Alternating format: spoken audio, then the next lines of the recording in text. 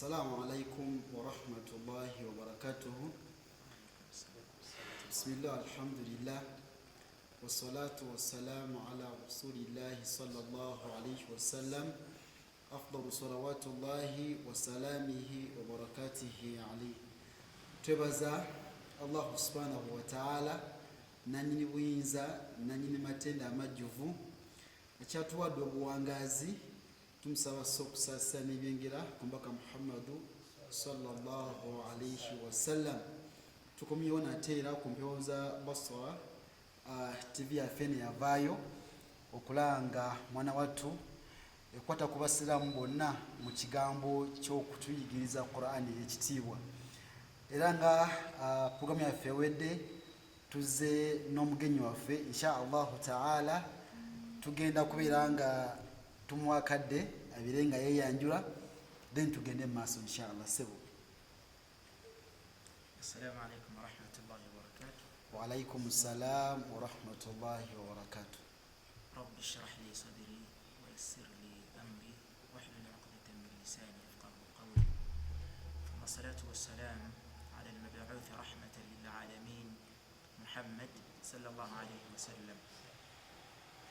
Tubaza Allah nate atusinkanyiza mulundi guno okuba nti twogera ku bimu bikwatagana ku kitabo kya Allah tabaraka wa ta'ala.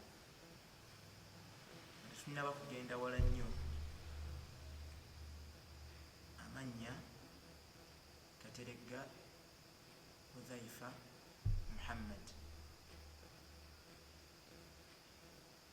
Alhamdulillah.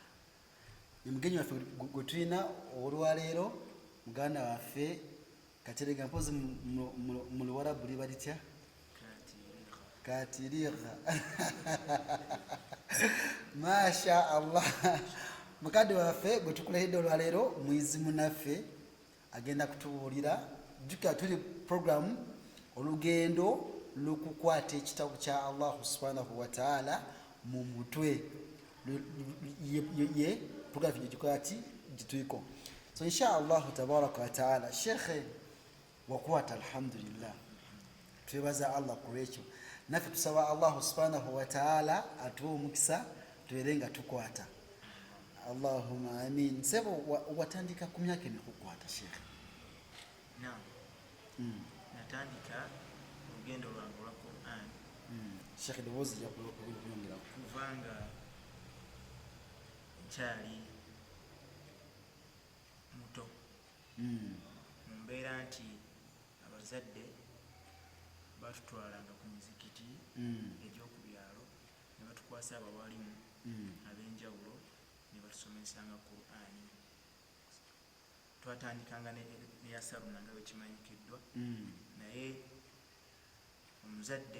abazadde abo Allah abayisirizaako okuba nti obaolyawo batuwa ng'abantu abalungi ne tubanga baba ne connection wakati waabwe naffe be basomesa.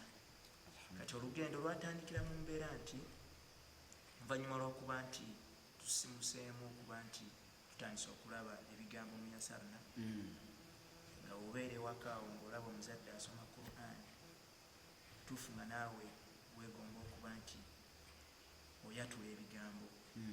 Naye olw'okuba nti kyali tekinnaba kugenda wala nga twakatandika okuwejjesa ebigambo,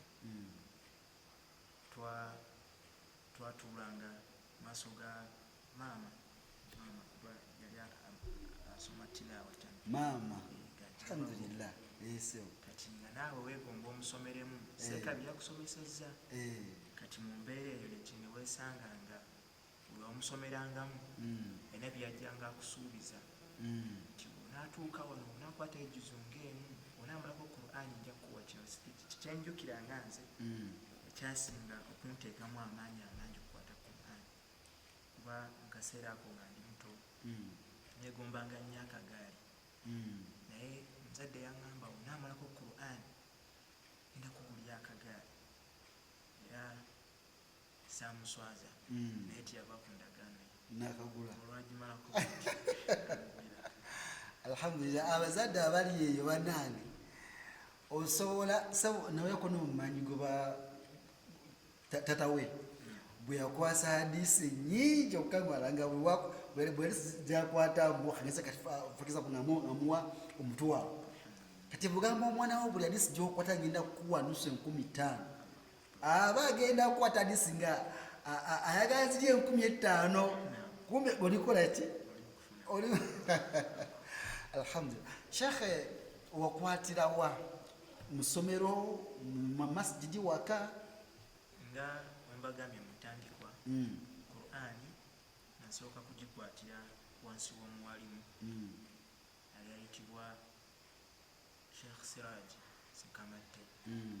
Omuwalimu oyo yantandisa juzwama n'atandika okunkwasa mpolampola nkyali mu primary kuvanga mu P4 P5 P6 P7 awo nga mu holiday ngendayo era yasobola okunkwasa ejuzu 3 n'empapula 8.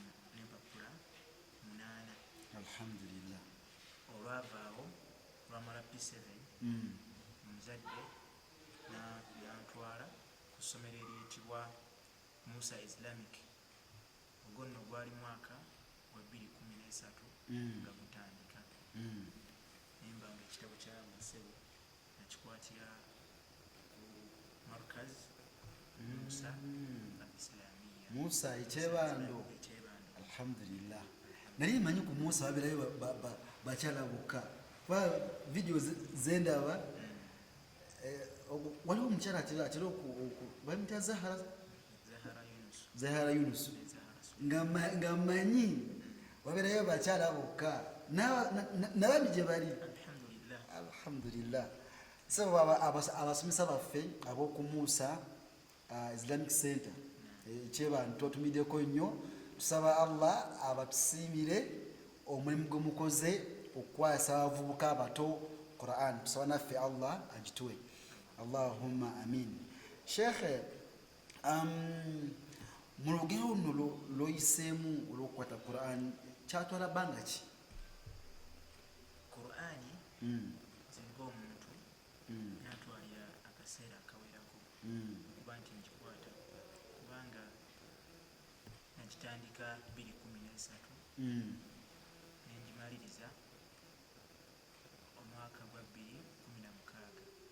nga wumbaze nti okukwata kyantwalira emyaka 2 n'ekitundu then nembeerako mu tahfiivu emyezi 6 okusobola okuba nti ngiyitamuko enyawo nembanga neyongerayo n'olugendo lwange okusoma ebirala kiza okuva 2013 paka 2016 emyaka 3 nga kuliko n'ogwomuraja kuliko n'ogwomuraja alhamdulillah sebo wayawungula sebo Sheikh Rasam yatugamba emyaka 910 sebo wayawungula ku myaka 3 barakallahu fika sebo jazakallahu khairan fi dunya wal akhirah kati mukwata wano wakwata ngotya tukwatanga half page full page lupapula mukwata ngotya nga tuzzeeyo ku lugendo gye lwasookera okukwata Qur'an ne musomesa wange yasookera ddala bwe nabaganda yitibwa Sheikh Sirajuddin Sekamatte yantandisa ne layini 3 ffe twagala okukwata bingi nga tutandika layini ezo 3 najja ng'ayongerako nentandika okukwata layini 5 najja ng'ayongerako nentandika okukwata layini 7 paka Allah yansaasira nemba nga somusomera okukwata page namba nagenda mu tahfiivu nensooka maintaininga page eyo mu maaso g'abawalimu page eyo nengikwata ekyo kaseera omwalimu ayitibwa Sheikh Muhammad Kisule natandika okunsomesa nga nanzija mpolampola ku page eyo nanyongerako page emu n'ekitundu nekatuuka akaseera nga musomera olupapula lulamba buli wetweyongerangayo mu kukwata obwongo wajjanga nkiyita kugaziwa wajjanga ebigambo bibeera biganisa okumanyira katuuka akaseera kukwata olupapula lumu ne page bwe wenagendera okumalako awo nali ndi ku leve ekwata empapula 2. Allahu akbar. Basiraamu muwulira, tandika n'ekitono, mpola mpola, ebigambo bibeere nga bimanyira olulimi, then later insha allahu taala kera ng'oli mu page number, lupapula 2. Waliwo omusamu yaŋŋamba ye yatuuka ekiseera nga akwata ne page 5 naye nga yatandikira mu half page 5 nga zakwata. Allahu akbar kabira. Ashekhe, wakwatanga otegeera amakulu n'amakulu ogekwatiramu banga wakwatanga bukwasi? Engeri gye nali nkyali omuto amakulu saagateekako birowoozo. Okuggyako olunaku lumu nina peegi eyansumbuwa nempalirizibwa ku buto bwe naliko onoonya amakulu. Peegi eyetegeeza ki? Yali suratul Waqia. Peegi ng'oggyeko ekitundu ekisooka ne peegi eddako, then peegi eyokusatu ng'erimu ebigambo ebibuzaabuza nga bingi. Afara'aytum ma tumnuun, afara'aytum ma tahruthun, afara'aytum an-naar. Ebigambo ne bintabula. Awo nno wenakakasiza nti oba oli awo obwetaavu bwa tafsiri, obwetaavu bw'okumanya tarujuma amakulu g'ebigambo byetaagisa. Era bw'otali kutegeera amakulu ekintu ekikwatira ddala. Kyenebaliza Allah nti olwamala okutunulako mu Qur'ani y'Oluganda nentegeera ebigambo kye bitegeeza, nagenda okulaba nga peegi egonze era ezo ezimu ku peegi zange ezinyangwira. Olugendo lw'okuginyweza olwali mu mbeera bwekyo. Alhamdulillah. Sheikh, kati okola otya okubeera nga ogirivayizinga obuteerabira? Kubanga abalimu abamu nga batusaaza naye nga olaba yeerabira nnyo okusaba Allah kikumi ya Rabbi. Ekigambo ky'okukuuma Qur'ani okuba nti okugyerabira kutono. Allah yayisiriza kuba nti abasomesa abatusomesa bintu babituddisangamu, ne katuuka akaseera ng'olina peegi zotakyasomamu, balina nga kyebayitanga darusitta, nga obanga oli kukwata peegi nga ya 8 ng'olina omusomera ziddarusu 6 emabega. Wamala edda ekyo osooka ez'emabega era olyoka ojja ku kipya. Alhamdulillah. Kikuyambako nti ogenda okumaliriza ogenda omalako ejjuzo osobola okuba nti ogisoma bulungi. So si kuva eri notandikira awo wennyini ku daasa empya, daasa empya nga jakuwa n'agitandikirako bakuzagayo emabega. Alhamdulillah. N'ekirala mu lugendo lw'okunyweza Qur'ani, Allah tabaraka wa taala kyeyayisirizaako kuba twamala okuvaawo mu 2016 ng'eweddeko, essomero lye nagendamu lyali lya Islamic, Madina Islamic, nga balinamu sisitimu okuba nti omuntu akutte Qur'ani bamuwaayo obudde n'asoma mu Qur'ani, bamuwa akaseera bategekanga okuvuganya okw'enjawulo gye twaliyisa emisabaka, nga batuwa muraale eyo egenda mu misabaka egyo netugigendamu netuba nga tufuna pressure ekola omulaja mu mbeera ez'enjawulo. Alhamdulillah. Sheikh, nga kadde katwala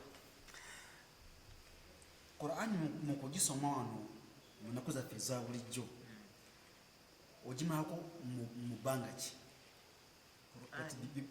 Because waliwo nalabanga Imam Kyenda gamba nti bawafaavu bwe babeera nga bakola omulaja nti buli nnaku alina okwejuzu 5 ningamba juzu 5 kati kitegeeza bamalako kati gwenga gwe omalako mu bbanga ki?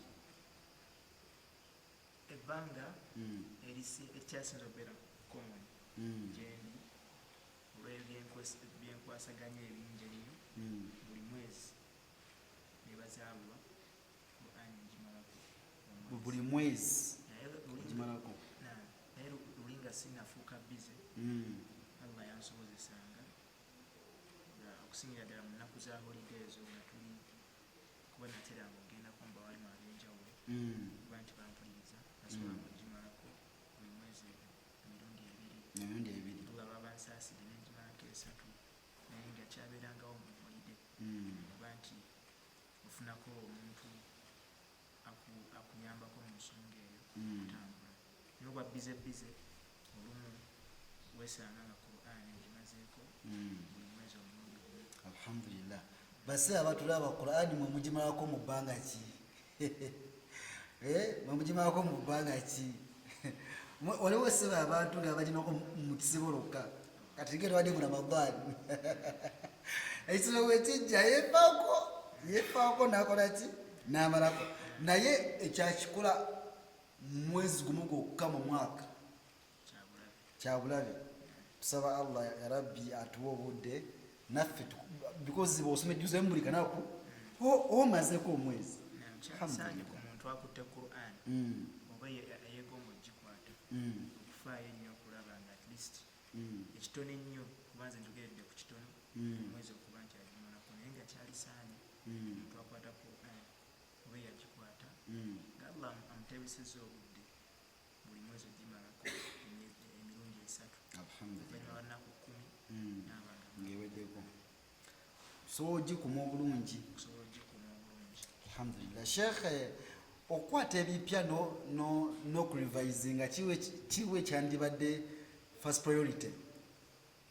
Nze kusayidi yange okusinziira process gye nayitamu ey'okukwata ekyalisinze obulungi omuntu nga ali mu process y'okukwata kufaayo ennyo kulaba nga kyakuttewo kyeyakakwatako akikuuma kijja kimuwa amaanyi mangi kuba nti yeeyongerayo mu maaso naye buli omuntu waba nga nekyeyakakwatako takirinaawo ebiseera ebisinga abulwa amaanyi ageeyongerayo mu maaso kyerinanga olaba shortcut kuba nti omuntu ayangu okukwata Qur'an okusooka onyweza byalina okubinyweza mu process y'okubinyweza ebyo Allah amuwa obuvumu obukwata neyeeyongerayo n'abanga asobola okugusa ekitabo kya Allah tabaraka wataala okusinga okudduka speedi naye nga gyovudde tewaliyo murajaa.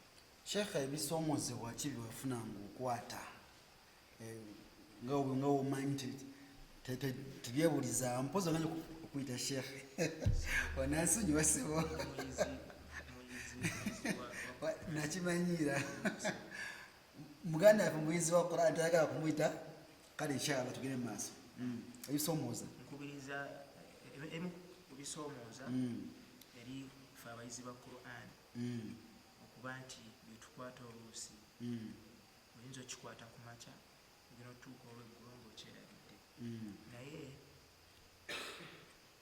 solution yakyo kuba kyekikyasinze kuba nti okwata ekintu nekiba nga kisiimuka mangu ebiseera ebisinga kuba eddagala lyakyo lyensuubira kuba nakigezesaako kuba nti kyokutte nga tonnaba kwongerako kirala kusooka kuddamu kino noddamu n'okiyitamu nga tonnaba kwongerako kirala. Ekyokubiri kuba nti kino kyokutte nga tonnatandika kukikwata kusooka kukisoma ng'okirabako emirundi egitakka wansi wa 10 nga kyekitono ekitandikirwako tonnaba kutandika kugamba nti okwata mu mutwe woolina Allah okusaasira n'okuuma ebigambo ebyo naye biba nga tebisiimuka mangu mu mutwe okusooka obisoma ng'obirabako.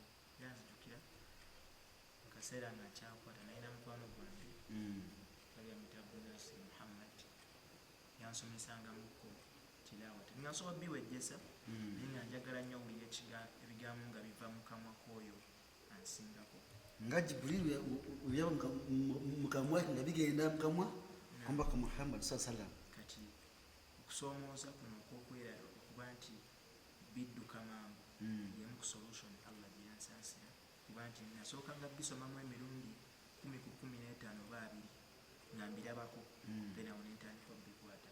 Okusomooza okwokubiri kuba nti mu kaseera nga obisomera omuwalimu watuuka nga maaso g'omuwalimu olumu olw'okutya neweesanga ngawebeerabidde kati kyabeera kiboko nevaayoawo naye nga ebiseera ebisinga kyava Allah kwe yayayisiriza kuba nti oba oliawo obiyisaamu kitono naye buli wobiyisaamu ebyo emirundi mingi wokuttaawo noddawo emirundi nga 2 notunabagenda wa mwalimu nowana omuntu nakuwulirizaamu kikuyambako okuba nti otuuka wamwalimu nga tolina nsobi nyingi.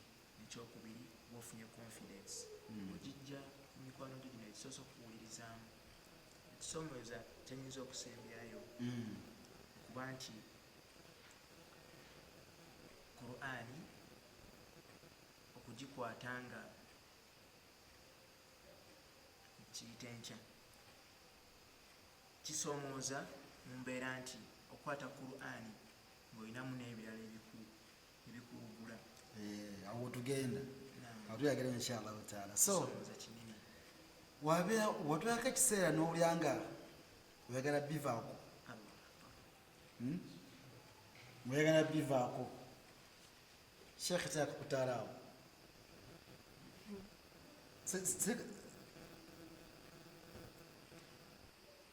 naam switch tugende maaso kaliko akaseera neneegomba si kwegomba naye nempulira nga obwongo bulinganga obujjudde ntuuka n'okubuuza abandi okumpi naye nampulira nga memory full nampulira tebikyayingira naye nga neegomba okubikwata. Nali mu suratu Taha nga mpulira ebigambo binkyalenjinga ebigambo nga bizito naye Allah kyemwebaliza nti okuba nti abazadde baali mabega wange mu nsonga yokwata Qur'ani nabakubira essimu bagamba naye ngaebintu biganye bintu nga mpuliranga ebyagala okunnema mu kwogerezeganya omwo yaŋŋamba nti janguko ewaka twogeremu. Olwatuuka nansabira ku dduwa ogenda okudda mutuufu ngaebintu bikyuse. omukadde yakuyita nagamba komayo wakoso kujje abazadde abatulaba bane mulaba ensonga eyo okusabira omwana afunye kusomoozebwa bwe kuti muyite omugambe maama taata kiri kitya. Alhamdulillah. Sheikh nga tumaliriza waliwo ebituubula bingi mu kukwata Qur'an bingi kati nga sports social media emirimu bwekyo kyaku ekyo wakiwona otya kubanga nga maani esamba wandogaa nedda Arsenal esamba ndogaa nedda tangere mu Qur'an nze ng'omuntu kaneyogereko nganze kubanga nali mu kaseera ak'obutaako kuba nali nakamala P7 omupiira gunyumira nnyo ebiseera ebyo nga ebiseera byange era ngaolumala owaayo darusu bwenti bampapa ngende ensamba akapiira mu kaseera ako twakusoma twalinawo olujjanga lugazi kati nga wesanga nga akapiira kaali kanyumira nnyo mu biseera ebyo naye mukwano gwange omu gwe twali tukwata naye yalaba mu butuufu nga Qur'an akadde njiwa katono kwekuntuuza naŋŋamba naye olaba otya akapiira kano tukawummuzaamu omwaka naye guba gumu nosooka nokwata Qur'an n'akaddira mu bulumi obw'amaanyi nensalawo nenkuliriza ekigambo kya mukwano gwange kyeyaŋŋamba. Alhamdulillah. Nembanga olumala okusoma darusu ewaseeka nga ntuulawokko akaseera nempisa mu darusu ate eyenkya nembanga at least nafuna n'obudde obukola ku mulaajaana mu maaso g'omwalimu kuba sports gwe nali nina mutwe namuwummuzaamu ate nensobola okuba nti boolyawo nfuna ekyali kisinga nga Qur'an. Alhamdulillah. Sheikh ebibuzo byandibadde bingi naye abantu bano bawe ekitundu ekyokubiri twekitunda ekyokubiri insha allahu taala ebibuuzo bingi byonna okubuuza sebokkiriza ku lwokubiri insha allah wiiki ejja tukomewo wano tumaleyo ebibuuzo bino insha allahu taala. naye nga sebo tukweyanziza nnyo akadde kotuwadde, tusaba allah akutusiimire. naye nga aya toyinza kubawo nga totusomedde mu Qur'an, neziba aya 5 abantu bano tubasiibule insha allah. Amin.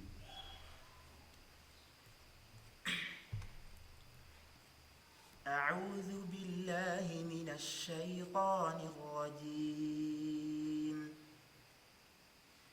بسم الله الرحمن الرحيم. سبح اسم ربك الأعلى الذي خلق فسوى والذي قدر فهدى والذي أخرج المرعى فجعله غثاء أحوى سنقرئك فلا تنسى إلا ما شاء الله إنه يعلم الجهر وما يخفى ونيسرك لليسرى فذكر إن نفعت الذكرى سيذكر من يخشى ويتجنبها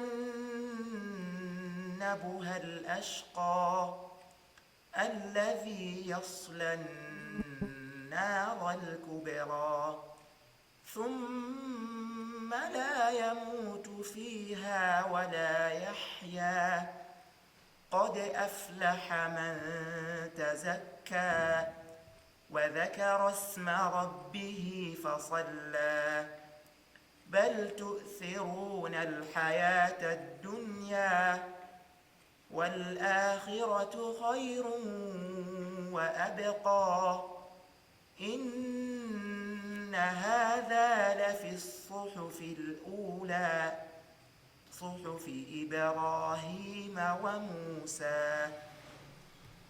بارك الله فيك وجزاك الله خيرا في الدنيا والآخر. سبب tukuyanziza nnyo muganda waffe Kateregga Hudhaifa, saba allah mutukumye sabo otusuubiza tujja kudda ku lwokubiri insha allahu taala. amin. subhanaka allahumma wa bihamdika nashhadu an la ilaha illa anta nastaghfiruka wa natubu ilayk. assalamu alaykum wa rahmatullahi